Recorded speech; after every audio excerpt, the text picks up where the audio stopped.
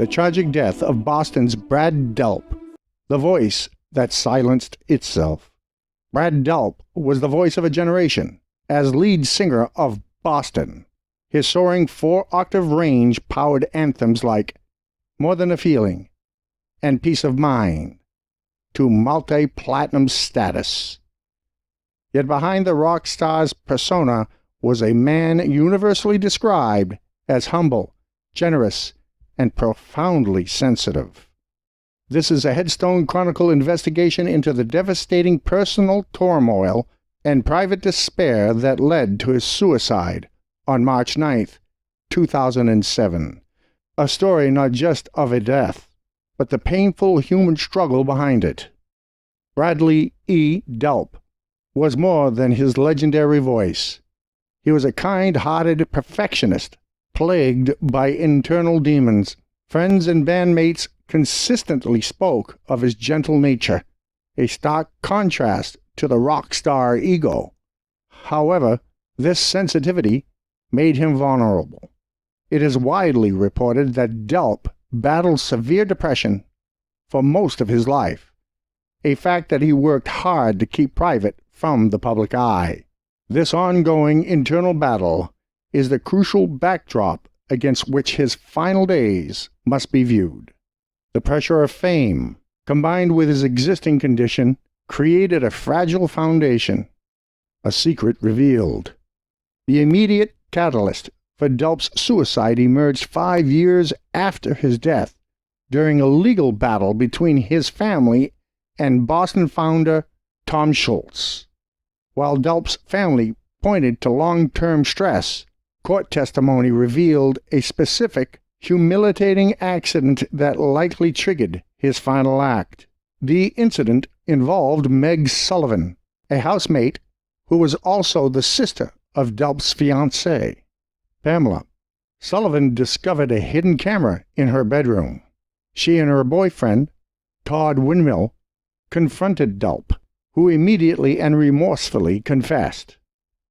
The shame from this violation of trust, particularly against his fiancée's family, appears to have been a catalyst for his mental stress. Descent into despair. Delp's final words and actions. Facing the aftermath of his actions, Delp's guilt was overwhelming. In a critical email to Sullivan and Windmill, he wrote, "I feel sick about this, and deservedly so. I consider myself a decent person who made a dreadful error in judgment. I acted out some impulse that is still not completely forthcoming to me." He linked this behavior to a past affair his fiancée had, which had left him on an emotional roller coaster.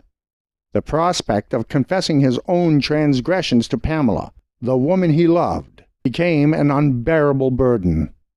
On March 9, 2007, at his home in Atkinson, New Hampshire, Delp was alone. The last person known to have spoken to him was his ex-wife, Mickey Delp. The previous evening, the conversation gave no indication of his plans. He then very carefully sealed his master bedroom door with duct tape, placing a towel underneath to block any airflow. Inside, he placed 2 charcoal grills. Evidence shows he used a dryer hose to funnel carbon monoxide from his car's exhaust into the sealed room. He was discovered later that day by his fiancée, Pamela, who was alerted by the sight of the hose attached to the car. Police found multiple suicide notes, showing his act was premeditated. The most poignant, addressed to his fiancée Pamela, revealed the depth of his lifelong pain. "She was my ray of sunshine, but sometimes even a ray of sunshine is no substitute for a good psychiatrist." The New Hampshire Medical Examiner's report provides the clinical facts. Cause of death: acute carbon monoxide poisoning. The report fully confirmed no foul play, and definitively ruled the death a suicide. Brad Delp's final performance with the band Boston was November 13, 2006, at the Bank of America Pavilion in Boston, Massachusetts. The venue was later named the Leader Bank Pavilion. Following his suicide on March 9, 2007, the Boston Herald published an article suggesting that the band founder Tom Schultz was to blame, citing conflicts within the band as the last straw. Schultz then sued the newspaper for defamation, arguing this was very false, that Delp's death was caused by severe personal crisis. Delp's email directly linked his state of mind to the emotional distress caused by his fiancée's affair in the summer of 2006, which he has previously discovered. The newspaper's defense relied on testimony from Delp's ex-wife, friends and former band members who stated Delp was deeply unhappy in Boston, the band, and he had felt tormented by the band's internal conflicts and wanted to quit. They argued this professional despair was a primary cause of his suicide. However, Tom Schultz's legal team argued that the Herald's reporting was defamatory. They contended that Delp's suicide was a result of his severe personal depressions, intensified by the fallout with his fiancée's affair, as well as the devastating hidden camera incident, not with his professional relationship with Tom Schultz. The court ultimately found in favor of Tom Schultz.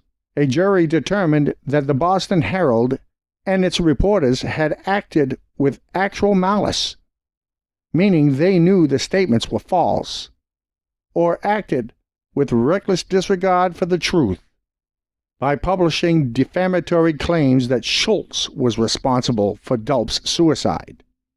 The lead singer of Boston, Brad Delp, is buried at Hampstead Cemetery in Hampstead, New Hampshire, USA. The exact location of his gravesite is in the Palm Grove section, Lot 347. And there you have it. The great 4-octave range singer, Brad Delp, of the supergroup Boston. And there you have it. The great Brad Delp, lead singer of Boston. Thank you ever so kindly for visiting me here at Headstone Chronicles. Would you do me a favor? Just below the video, there's a button that says share. Would you share the video? Share it with a friend? They're your friends. Share it with a friend. Also, in the description area below, we do have a tip jar, if you feel that you'd like to help.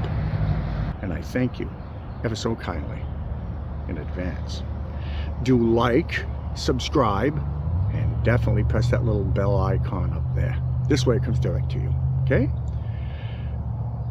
Thank you ever so kindly for joining me here. Allow me to play you out.